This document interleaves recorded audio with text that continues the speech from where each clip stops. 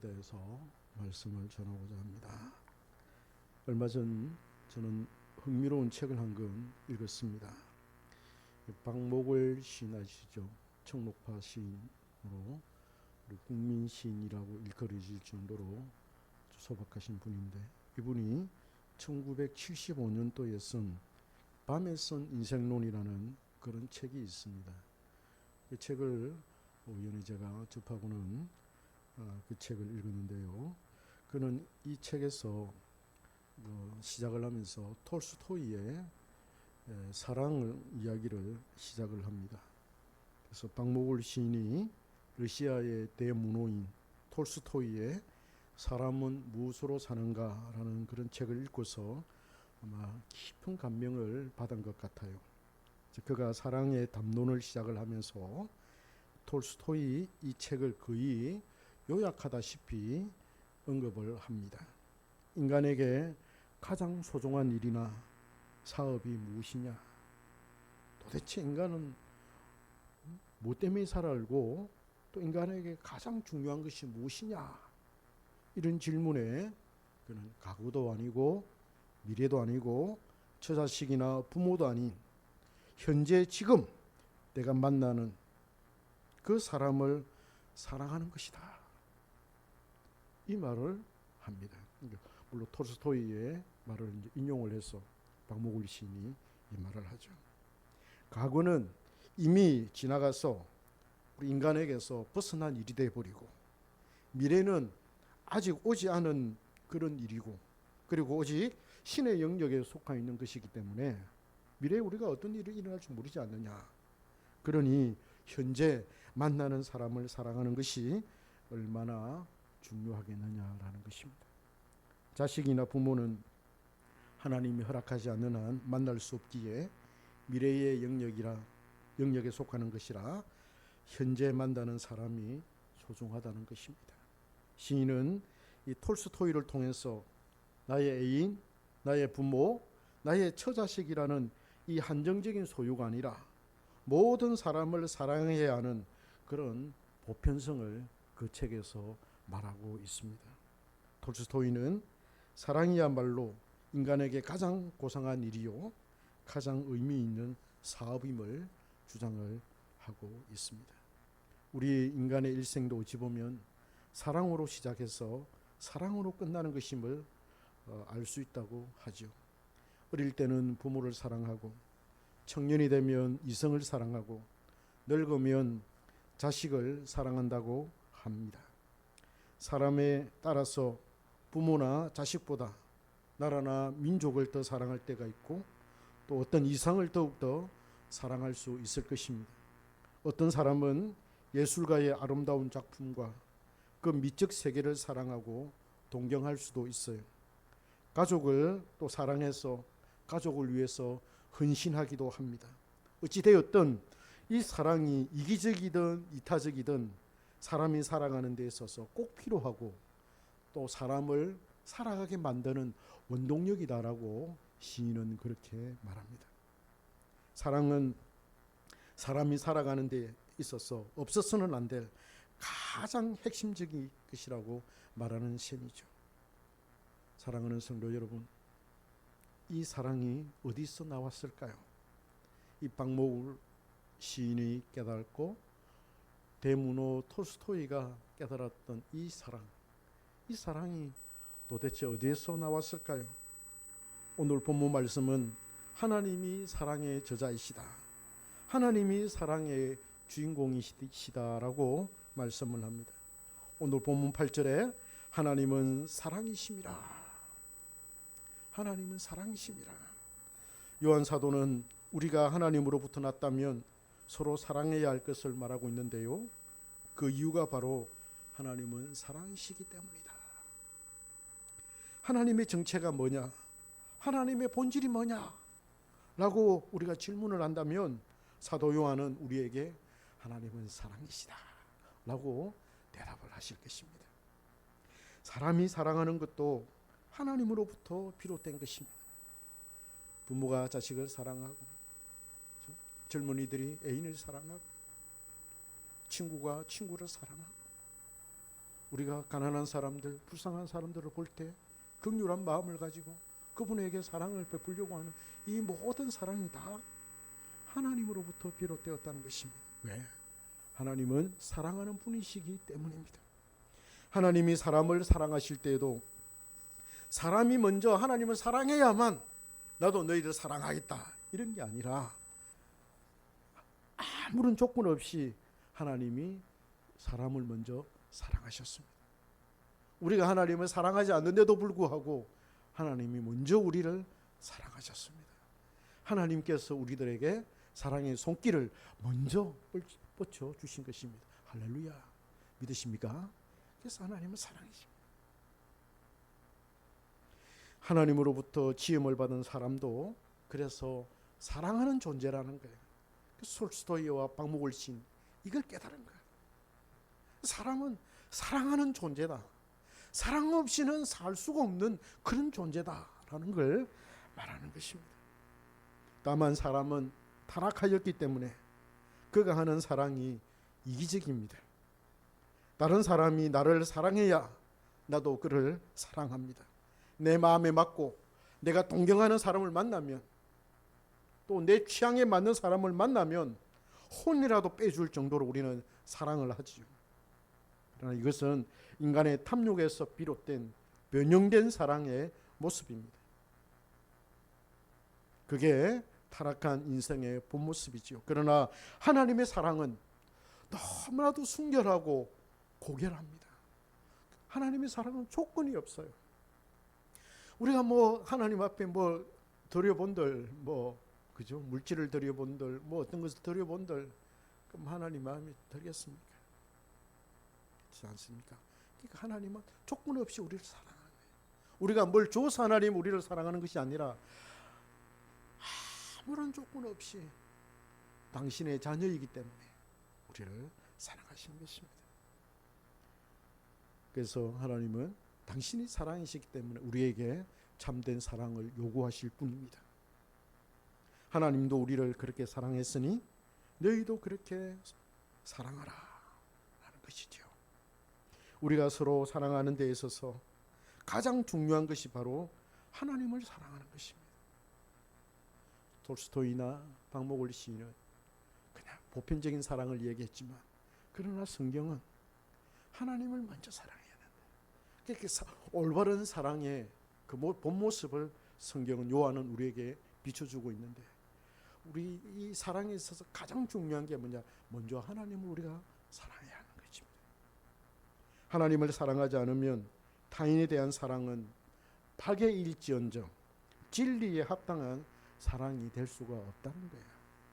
그래서 우리가 가난한 사람들을 도우고 긍휼히 여기고 우리가 다른 사람을 사랑하려고 할 때 하나님의 사랑이 있을 때 그 하나님의 그 사랑을 가지고 우리가 사랑할 때 그 사랑이 온전하고 참된 진리에 합당한 사랑이 되는 것입니다. 하나님의 사랑이 가장 탁월한 이유는 독생자 예수 그리스도를 죄인을 위해서 내어주셨다는 거예요. 이 세상의 그 어떤 사랑도 하나님의 그 사랑과 비교할 수가 없어요.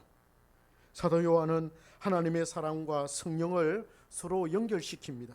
오늘 본문 12절과 13절을 보면은 사랑과 성령이 동일하다는 것을 알 수가 있어요. 12절은 하나님을 본 사람이 없지만 우리가 서로 사랑하면 하나님이 우리 안에 거하고 그의 사랑이 우리 안에 온전히 이루어진다라고 말합니다. 그러면서 13절에서는요.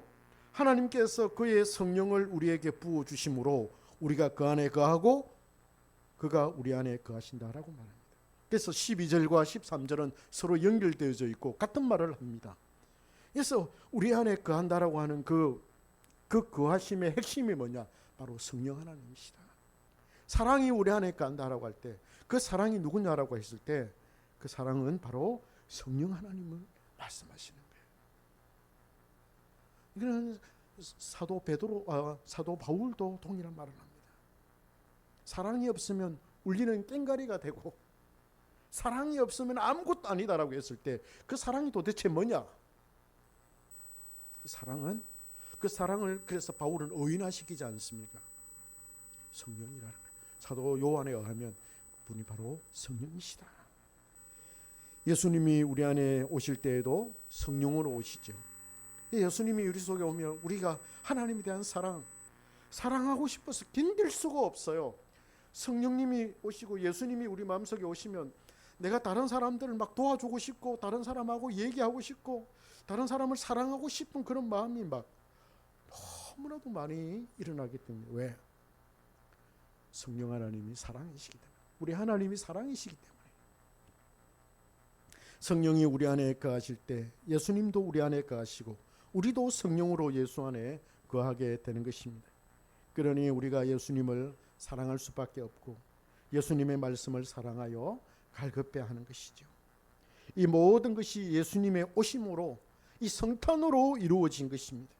예수님이 오심으로 우리가 참되고 바르게 하나님을 사랑하고 우리들 서로를 사랑할 수 있게 되었습니다. 이건 우리 안에 사랑이신 성령 하나님이 거하시기 때문입니다. 성령께서 우리로 하여금 서로 사랑하도록 촉구하십니다. 이 모든 게 예수님이 오심으로 가능하게 된 것입니다. 그래서 나는 사랑하는 사람이 되었다. 할렐루야. 전에는 시기하고 미워하고 어둠에 갇혀 있었고 얼굴빛이 파랗게 이렇게 되어 있었지만 예수님이 오심으로 말미암아서 내 마음이 오심으로 말미암아서 내가 내 마음의 문을 활짝 열고 다른 사람을 내 마음에 이렇게 맞아 드릴 수 있게 된 것입니다. 이게 예수님이 오심으로 비롯된 것입니다. 그래서 예수님이 이 땅에 오신 것은 하나님께서 우리에게 주신 최고의 선물이라 할 수가 있습니다. 하나님의 최고의 선물은 사람의 몸을 입고 오신 예수 그리스도가 우리 안에 성령으로 거하실 때 우리가 변화되는 것입니다. 우리가 진정으로 변화되어서 참된 사람이 되고 하나님의 자녀가 되는 것이지요. 이 말을 하고 마치도록 하겠습니다. 영국의 대문호 찰스 디킨스라는 작가가 있어요. 영국이 자랑하는 작가인데요. 토스토이에 버금갈 정도로 찰스 디킨슨이라는 분입니다. 이분이 쓴 작품 중에 크리스마스 캐롤이라는 그런 세계 명작이 있습니다. 여기에 나오는 돈 많은 구두쇠, 인색하고 차가운 노인 에버니즈 스크루지가 있는데 이 스크루지가 변화되어져 가는 그 과정을 찰스 디킨슨은 크리스마스 캐롤이라고 하는 이 작품을 통해서 쫙 그리고 있어요. 이 스크루지는 정말 구두쇠입니다. 동영 들어봤죠? 스크루지 얘기 들어봤죠? 들어보세요. 이 추운 겨울에 연료가 아깝다며 자신의 사무실에 난로를 피우지 않을 만큼 수준노였어요. 자신의 조카하고 둘이서 그 사무실에서 일을 하는데 그 조카는 추위에 벌벌 떨면서 일을 해야만 했습니다. 조카가 착하니까 삼촌이 또 사장님이 하자는 대로 그냥 따라서 하고 참고 견디면서 일을 해야만 했습니다. 조카의 가정에는 자녀가 많고 아픈 아이가 있는데도 불구하고 스크루지는 눈도 깜짝하지 않습니다. 도와주지 않아요. 스크루지는 가난한 사람에게 더욱더 냉대합니다. 오히려 그들을 비난합니다. 그들을 게을러서 가난하게 산다면서 불쌍한 사람들을 더욱 비꼬는 눈으로 바라봅니다. 그의 삶은 잔인할 정도로 그렇게 냉정합니다. 차가운 그 겨울의 얼음 같은 그런 마음을 가지고 그는 살아갑니다. 이런 삶이 계속되어서 삶이 짙어져 갑니다. 어느 날 그런 그에게 자신과 동업하다가 죽었던 말리라는 사람이 있었는데 이 말리의 유령이 영혼이 비가 오고 번개가 치고 천둥이 치는 그날 밤에 스크루지에게 다 나타납니다. 말리는 스크루지에게 경고를 하면서 앞으로 너에게 3명의 유령이 찾아올 것이라고 말하고는 떠나버립니다. 말리의 유령이 말한 대로 3명의 유령이 스크루지를 찾아옵니다. 첫 번째 유령은 과거를 보여주는 자입니다. 스크루지는 그는 유령은 스크루지를 그의 어린 시절로 데려갑니다. 어린 시절에 자기가 어떻게 살아왔는지를 쭉 이렇게 보여주지요. 그가 어릴 때 사랑 가운데서 자라나서 청년이 이제 되었고, 청년이 되었을 때 그는 누군가를 사랑했는데 그 사랑을 그냥 놓쳐버리고 맙니다. 그 사랑을 놓쳤으니 얼마나 마음이 허전하겠습니까? 그리고는 반대로 오히려 돈에 집착을 하게 되었는데, 그 유령은 스크루지가 왜 돈에 집착을 하게 되었는지를 깨닫게 해줍니다. 그리고 내가 그렇지, 내가 누군가를 사랑한 적이 있었지, 그래서 내가 왜 이 돈에 미쳤을까 하는 그런 생각을 하게 됩니다. 두 번째 유령은 현재를 보여주는 자입니다. 두 번째 유령이 나타나서 현재를 막 보여줍니다. 이 유령은 스크루지의 직원이자 그의 조카인 밥 크레칫의 집으로 데려갑니다. 그래서 거기서 그들의 가난한 삶을 보여주지요. 그 조카의 아까도 이야기했듯이 자녀들이 많아가지고 대식구입니다. 남편의 박봉으로 힘겨운 삶을 살고 있었습니다. 그 아픈 아이도 있지요. 그러니까 얼마나 가난하고 힘들겠습니까? 스크루지는 딱 생각하기에 저놈들이 가난하고 힘드니까 맨날 쪽박 깨지는 그런 소리가 집에서 막 터져 나오겠지. 미움과 싸움이 가득하겠지. 그렇게 생각하고 그 집을 찾아갔는데 웬걸요? 너무 행복한 거야. 그 조그마한 그 성탄절 되면은 그 영국 사람들은 칠면조를 구워 먹지 않습니까? 오븐에다가 구워. 크지도 않아요. 조그마한 그 칠면조 이렇게 사다가 그걸 이제 놓고 이제 파티를 하는데 너무 행복해 보이는 웃음소리가 막 담장 밖으로 흘러나오고, 서로를 위하고 서로를 격려하고 서로 먹으라 그러고 찬송 소리가 퍼져나오고, 그 어떤 파티보다도 더 즐겁고 행복해 보였습니다. 눈이 동그래지는 거예요. 스크루지가. 아니 어떻게 저럴 수 있어? 이 광경을 직접 목격한 스크루지는 미안한 마음이 들면서 자신이 몹쓸 짓을 했구나 하는 것을 깨닫게 됩니다. 이렇게 사랑스러운 저 아이들, 이렇게 행복한 저 가정을 내가 미처 돌봐주지 못했구나, 생각을 못했구나 라고 하면서 죄책감을 느낍니다. 내가 잘못했구나 하는 그런 생각을 갖게 됩니다. 마지막 이제 세 번째 유령이 찾아옵니다. 이 마지막 세 번째 유령은 미래를 보여주는 자입니다.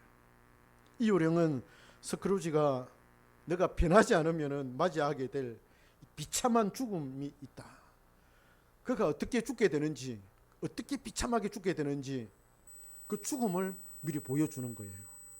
그러니까 스크루지가 죽었습니다. 죽으면 이제 장례를 치를 거 아니에요. 장례를 치르는데 사람들이 이제 모여들고 막 할 거 아닙니까? 어느 누구도 스크루지를 위해서 눈물을 흘리지 않는 거예요. 어느 누구도 스크루지 위해서 슬퍼하지 않는 거예요. 깜짝 놀래요. 속으로 어떻게, 저 구두쇠 노인, 저렇게 수준노 같은 저 노인, 집밖에 모르고 돈밖에 모르는 저 악한 노인, 그렇게 생각하지 않겠습니까? 잘 죽었다 이런 게 보다는, 그죠? 그걸 보죠. 깜짝 놀라게 됩니다.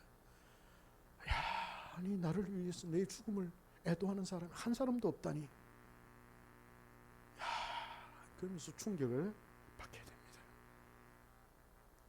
유령은 또 그가 자신이 지은 이 죄로 말미암아서 형벌을 받게 되는데 지옥에서 받을 그 형벌을 쫙 보여줘요.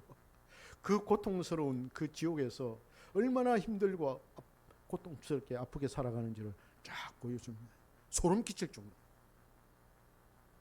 그것을, 그 무시무시한 광경을 보고는 스크루지는 경악을 금치를 못합니다. 결국 스크루지는 모든 것을 잠에서 깨어나서 모든 것을 이제 깨닫고는 딱 마음에 정리를 합니다. 내가 이렇게 살아서는 안 되겠구나. 내가 변화되어야 되겠구나. 변화되기로 결심을 합니다. 변화되지 않으면 안 되는 뭔가 이 절대적인 것을 느끼고서 그는 결심을 하고는 변화가 되기 시작합니다. 그런 새로운 사람으로 거듭나서 이제 주변 사람들에게, 이제 현실입니다. 주변 사람들에게 친절을 베풀고 조카의 가정에 아주 그 수준도가 큰, 제일 큰 그 칠면조를 이렇게 배달해서 보냅니다. 그리고는 자기도 그 조카의 집, 그 아이들이 많은 그 크리스마스 파티가 열리고 있는 그 집으로 가서 함께 그 아이들과 먹고 함께 크리스마스를 이렇게 보내게 됩니다.